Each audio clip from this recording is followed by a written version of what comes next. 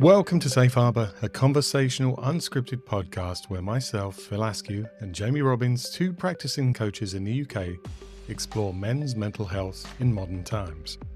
On each episode, we have frank and open conversations and leave you with valuable tips and tools to try out yourself, to regain balance, get clarity, and find real fulfillment in your lives. Enjoy the show. This is Jamie and Phil back on the radio waves, and we're just having a moment, just corpsing, trying to get this episode started. And just how do you maybe do a little check-in, Phil? How are we doing, man? Let's do that. I have tears in my eyes because we've tried about 5 times to start this one.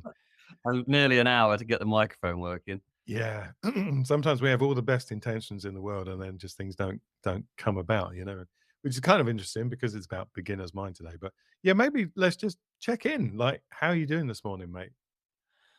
I'm feeling a bit flustered actually after all of that technical, because it's funny, and it's funny from one perspective. Like you're like your lips. I'm trying to read what your lips are saying, and then we ring each other on the phone, and it just feels like, what are we doing? You know, I'm just at the same time I'm giggling and laughing, but I'm getting frustrated as well. So I'm in a bit of a silly mood, a bit like silly energy. So Yeah. how are you? How are you feeling after all that kerfuffle? Oh, it was fun. Like, you guys can't see this, but yeah, we had some technical issues with plugging in microphones and taking out microphones, couldn't hear each other, and switching from Zoom to Google Meet and all sorts of things. And it's kind of interesting in that this is about beginner's mind. And so how am I doing this morning? Yeah, I'm giggly. I woke up at 4:30 this morning. My brain said, "Oh, right, we're awake. Let's think about those projects," you know. And so I'm a bit like, "Oh man." I'm CBD'd up. I've had a couple of slugs of my number 9. Your pineapple number 9. Pineapple number 9, 900 milligrams. Oof. So yeah, that kind of brings me into focus. It really helps me focus. I know you're a bit of a CBD fan as well, aren't you? I am. I'm glad you said fan and didn't use some derogatory word. Fiend. He's a CBD fiend. But Addict. yeah, exactly. But that pineapple one is really great, isn't it? Yeah, it's air health. That would be a good sponsorship deal for us, actually. The amount of bloody stuff we get I through. know. The amount we buy and consume, yeah. If anyone's listening from EIR Health, however you say it, Yeah.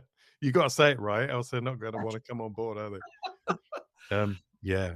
So beginner's mind, mate. We are jumping into that this morning. yeah. I think we've already started. Beginner's mind. So let's maybe start by so we're gonna, as you know, format of the show is we're gonna give you some things to contemplate and think about at the end of it. Hopefully we'll come up with some on the fly. But beginner's mind, Jamie, like, what does it mean to you? If that's all right, if I throw it over your way first of all. Yeah, beginner's mind says, I don't know. I'm not very good at saying I don't know, or I don't know this stuff, material, or how to play this guitar. Or one that comes up for me a lot actually is when I'm in a workshop setting, or like a personal development retreat for a week, and I show up on the first day. I'm going, that's literally my mantra. It's going, beginner's mind, Jamie, beginner's mind. Watch out for your ego. And then the hosts or the co-facilitators arrive, and they start giving the agenda for what the week's going to be like. And there's like 15 other people sat around a fire, or waiting to start. And I noticed, well, the first one is there's a judgment going around. Well, she's not done this before. He looks like he might be a personal development junkie. Have I done this before? I think I've done this before. Eye gazing. Yeah, I've done this before. Yeah, I'm not. And so my ego comes knocking on my ear, going, well, "You done this before, mate. Shouldn't you really tell everyone that you've done this as well?" Yeah, you should be up front there, mate. Come on. Yeah, they're not making a very good job of holding this space, are they? I do it better than that. Yeah. And then I'm like, yeah, but then that's the judgment. But we did that the other week, didn't we? So yeah, the beginner's mind is, I'm not very good at starting from the beginning and being a beginner. Actually, Yeah. my answer to that. I like to know it all. I'm a bit of a fucking know-all when it comes to things. Yeah. Yeah, same for me as well, and particularly in that context of personal development. And yeah, being in a training room, I was thinking about my coach training, and we had this bit of a discussion, didn't we, before the show? And just I was thinking about my coach training, and when you go into the room, and the very first thing when they're doing what's called designing the alliance, setting up, here's where we're going, and stuff like that for the Yeah. course, and what to expect, and all that. They say, leave all that you know at the door, and I'm like, yeah, course I will. You know, it's not gonna happen, is it? I want to leave what I know at the door so that I can start with this kind of fresh, open space to be able to take on board the training in its purest form. But it's really hard, isn't it? Really hard. And I think that's because of the fear of looking stupid. Uh, Beginner's mind means simple. It means kind of empty. It means not knowing, like you were saying. Like a sponge. And Try and be like a sponge and soak yeah, this up, because if I don't, am I learning from when I don't apply beginner's mind going into that learning setting, if I if I'm in the place of, "Yeah, I already know this," then I'm missing out. I'm not learning anything, or I'm missing out of big chunks of it because I'm mm, paying too much attention to, "Yeah, I know this." So, that's what I'm missing out on if I don't apply my beginner's mind yeah. walking into that situation. It's Yeah. interesting you say that. It reminds me that I do a lot of comparison. It's interesting because non-judging that we did in the first episode reminds me of that as well. So maybe I'm just very judgy, but beginner's mind is like you need not to judge, don't you? Because you it's almost like you're parking any form of comparison of what you've experienced before, if you can. Yeah, exactly. Yeah, yeah, yeah. Like comparing it to something else. Is this better than the first time I did it? Is another one, isn't it? Yeah, Or will this be better than the last time I did it? If I go to a workshop and I'm going there to learn, or I'm going there to look at my shadow stuff, the dark stuff, the stuff that I don't tend to want to pull out readily.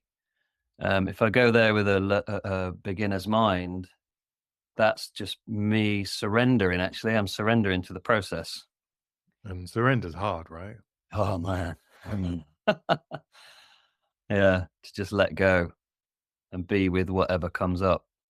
Yeah, that's so hard because I think we feel, what if I'm attacked, like psychologically, or what if someone points out some fault in me, and if I'm not protected, and I don't have my kind of smart, a smart filter on so that I can go, "Oh, I know what you're saying there, absolutely, and here's this," which is my perspective on what you're saying there, to make Mm. me seem as smart as you at least.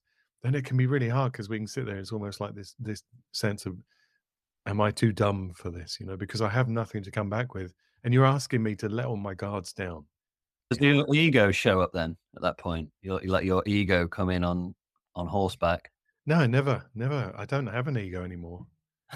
It does, it does, and I think I'm really quite masterful at pretending that I'm not Yeah, triggered or I don't have an ego around it. I'll be like, "Oh, yeah, this is great. Oh, I'm loving this training. This is so good. Yeah, yeah, totally open-minded, totally." Until you get into, like, day 2 or something of the training, and then you're like, "Well, this reminds me a lot of NLP, and I wonder if it is NLP. I've got this tool that I use, and this is very, very similar, maybe better even than that one." yeah, Oh, yeah, yeah, the ego kicks in big time. Yeah. yeah, and then watching everyone else learning, getting a lot out of it at the same time, and just sort of Oh, yeah. glancing and, "Oh, yeah. Oh, yeah, he's getting it." Oh, they got it. Were they pretending to? God, that one's a loud mouth. Yeah, he's definitely I pretending to get it. totally do it is. There's a close connection then between ego and beginner's mind, you think? I think so, because my ego, I mean, I've done a lot of work on my ego over the last 15 years, Yeah, it's especially doing really well. as what? It's thriving.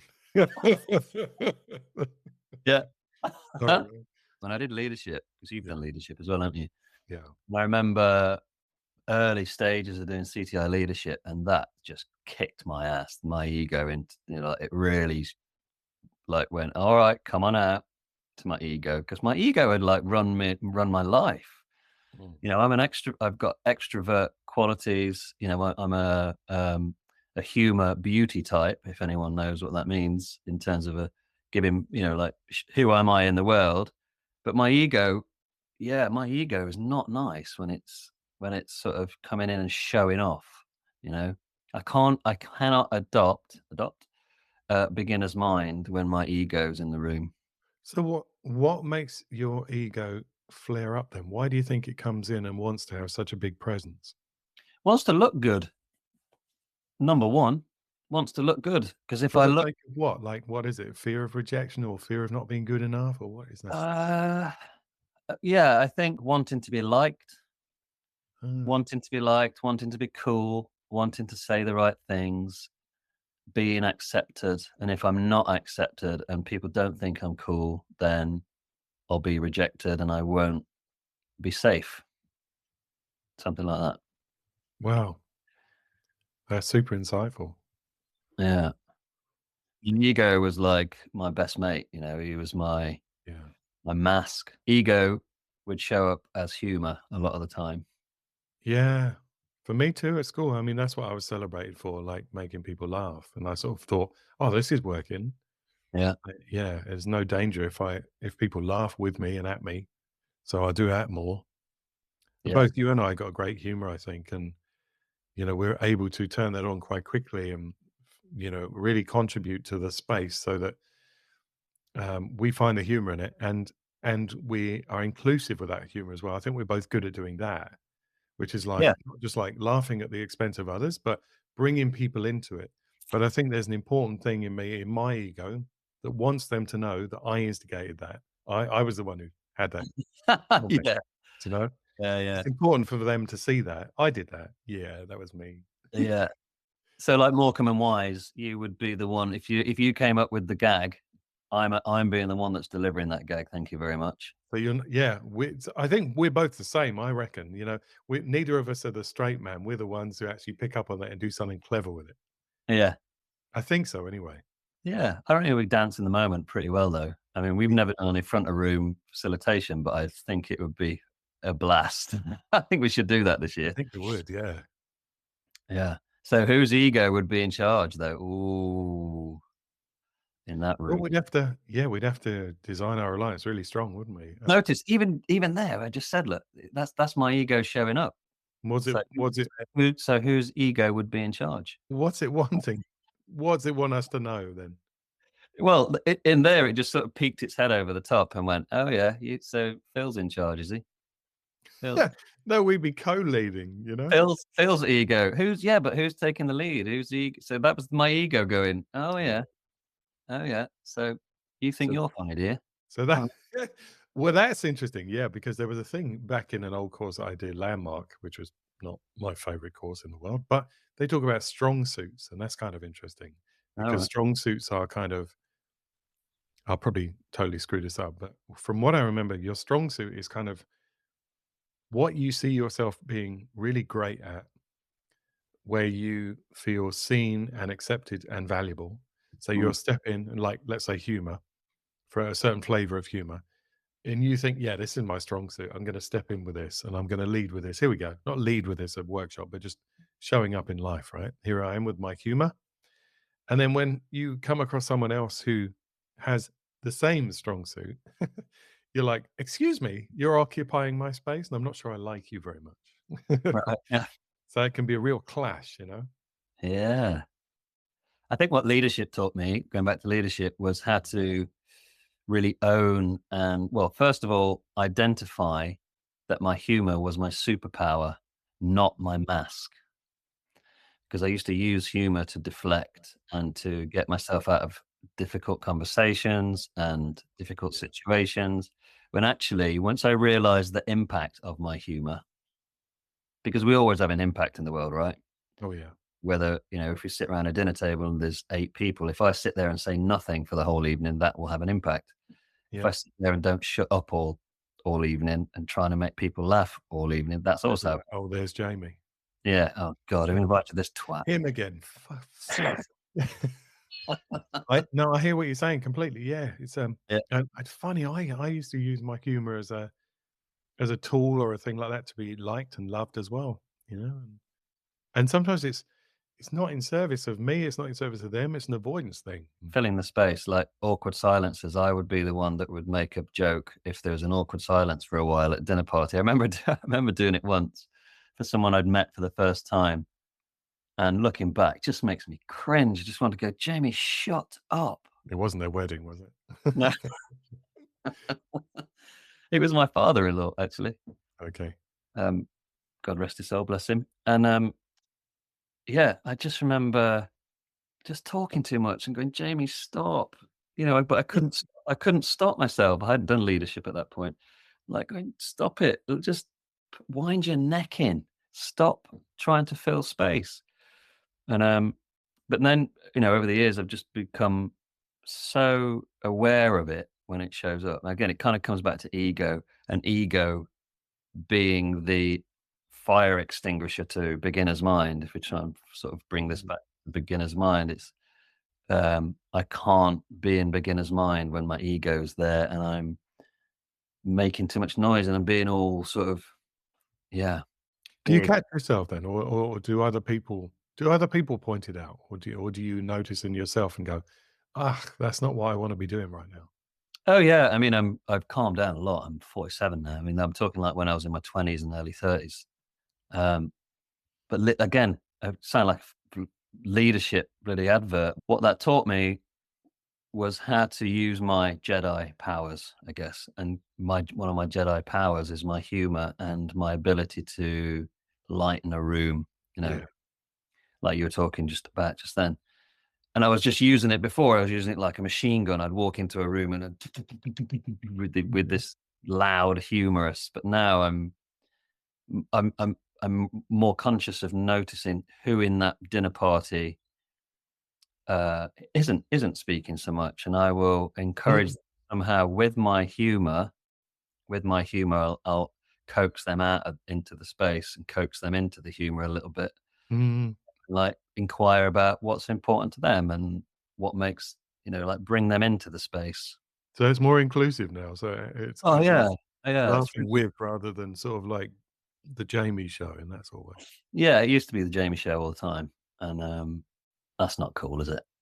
Well, Really? I think that's the beautiful thing about leadership and courses like it. It's, Strengths Finder is another brilliant one by Gallup, and also I think Leadership Circle, I don't know yet, I'm about to jump into that, but there's a sense of when you identify your strengths, then you can turn the volume up on those more in service of you showing up authentically and showing up in a way that is really natural to you, rather than trying to sort of use it as a tool to avoid.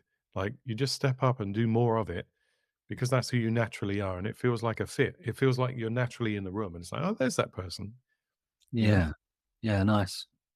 Because I remember with humor, what I used to do was like, it's super powerful. If it's a superpower, like you were saying, and if you're good at it and you're great with timing, you can read the room and, like a stand-up comic, you can use it to sort of take the piss, or you can use it to kind of make light of a difficult circumstance, or you can use it to really give people a sense of bringing them into the space with you, bringing them into the room and being part of the whole, as opposed to the point of kind of, yeah, the point of humor. It's like kind of, let's take the piss or let's include with this. Yeah, yeah, yeah. I love that, and also like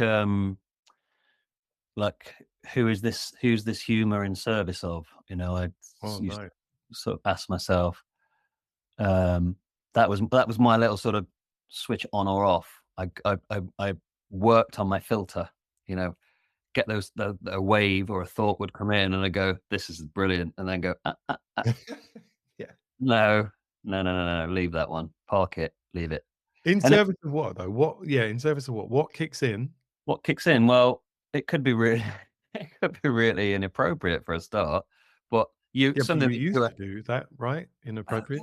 yeah, my filter was off. It just Yeah. So something what's more important nowadays that brings your filter up? what's more important is the impact in the room, it's like, this could be a real hand grenade that could go off in this room, and there are mates so I can, you know, there are mates in my men's group, for example, when we get together, the first thing we do, we sit around the fire, is we goof around for 45 minutes, and we're just violently inappropriate and swearing and, that sort of blokey banter before we settle into the heart space of sharing from our hearts and what's really going on and vulnerability and some tears and whatever.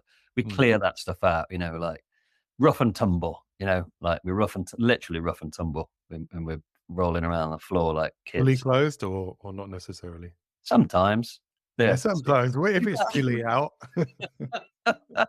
You see, that's the kind of filter that you need to work on, Phil. It's because I haven't had any hours sleep. 4 hours sleep, you So see. that, for example, is that would be something I would automatically say without even thinking about it. Fully clothed? Are you But naked? And you know, but that's fun, isn't it? I mean, it is fun. Of course, it's you and fun. I, when we check in with each other, Totally. Me and like, you we have have got that no boundaries. relationship that we Yeah. can do that. Yeah, like talking over each other like we are now. Building on each other. Yeah, and I think that works really well. Like, because I don't know. I think we're both very, very good at reading the space as well, as in, like, in service of what, in service of who, how will it impact? We're taught, aren't we? Like, when we're facilitating, if you make a mess, clear it up, kind of thing. Yeah, exactly. Responsibility for impact. Exactly. Yeah, exactly. And Because that's it's nice to make a mess, and people like you and guys like you and me, we get invited to parties and events because we're disruptors, and we will make a mess. Like Ricky Gervais when he gets invited to do the Golden Globes. He's so inappropriate. Some of his jokes and this, but they get him there because he's great at making a mess.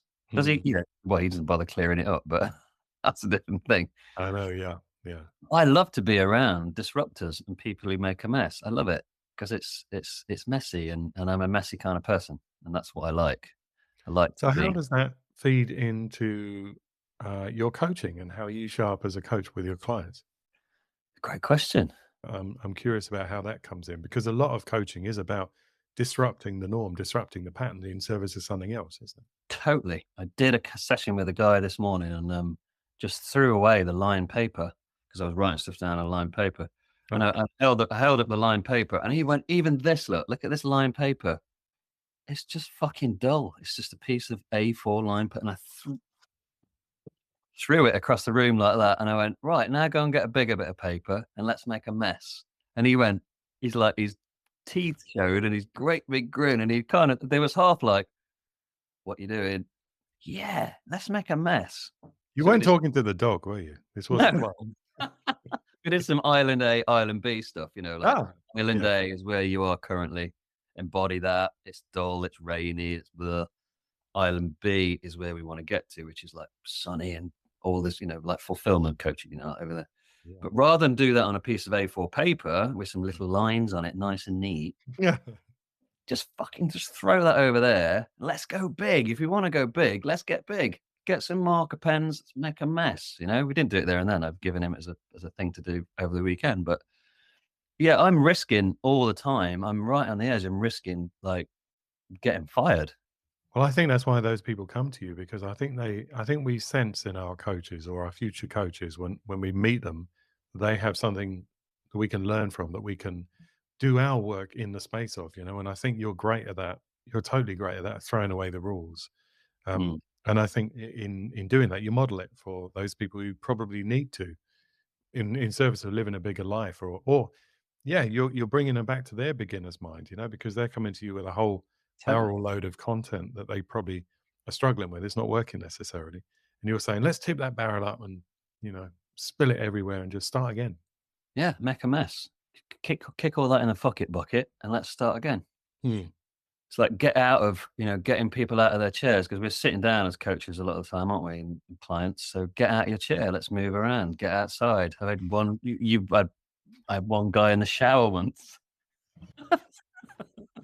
Uh oh. Uh oh. I triggered something. I'm just wondering where this is going. Why? What did I say? I had one guy in the shower once, an additional That's extra. really nice. I had him in the shower because we were looking at a perspective. I bet. Yeah. Okay, bring Oh, it. he was in the shower and I was stood behind him. And Come on. Come on, man. No. so, well, I had the laptop on How this. much is that per I session? well, this is premium clients. Um, VIP. This is my gold package. Yeah, this is the gold package that I That's do. what you said to him. This is Um, beginner's mind though, right? yeah, we're talking about disruption disruption instigates beginner's mind, I guess, because if you're at a fork in a road and then you're choosing the left road because that's what you've always done, and it's because it's a really well tarmacked road and you just head towards it because it's familiar, then you don't learn anything and you probably just feel safe doing that. But if you were to turn right and there's a non-tarmacked road and you Mhm, go into it with a sense of wonder, so maybe that we could talk a little bit about sense of wonder for a minute because like we've got 3 or 4 minutes left, and I'm wondering what we can offer up to the listeners to take away and actually just contemplate or think about and practice. How can they approach what they usually approach, but dare to sort of go, right, let's try this from a fresh perspective, a beginner's mind? I think like what I just did, you just, just get whatever your version of an A4 lined piece of paper is, just throw it away, throw it the other side of the room and step away from normal and disrupt. Make a mess. Make a mess, yeah. Make a mess. Just get some big fat markers out and, rather than a piece of A4 paper, get some A2 paper and just go bonkers You with it. wild thing, you. Just get naked is another way. You're obsessed with getting naked, You man. started it. That's not disruption for you. I think that's a great idea, man. And how about what if they took a piece of paper and wrote down, "This is what I know," and then they wrote all the things that they know about a certain situation, and Yeah, then said, "Yeah, that's all I know about me as a dad." Yeah, all these things, and then they yeah, rip that off the paper pad and then scrunch it up and throw it across the room and say, "Okay, what if I know nothing about being a dad? How would I reapproach it?" yeah. And it's okay not to know. That's the other thing, isn't it? We're not even touched on that.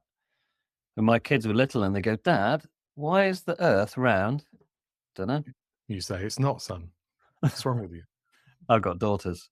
So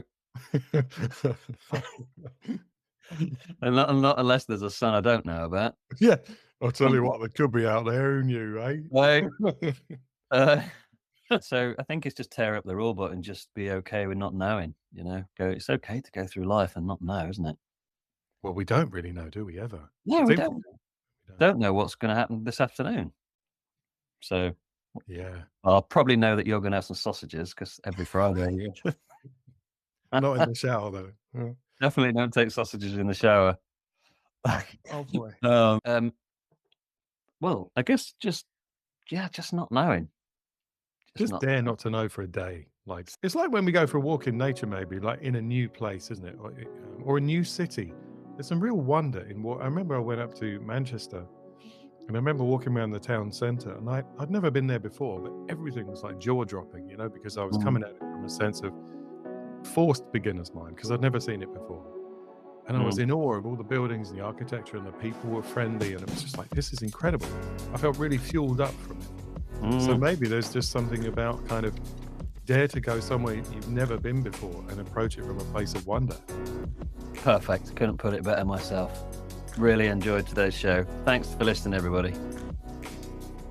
If you enjoyed the show, please consider leaving us a 5-star review on Apple Podcasts. It goes a heck of a long way to helping us reach more people who could benefit from our ramblings. And a quick favor, please share this episode with 2 friends. There's nothing like a good old word of mouth recommendation. Thanks for listening, and we'll be back soon with another episode.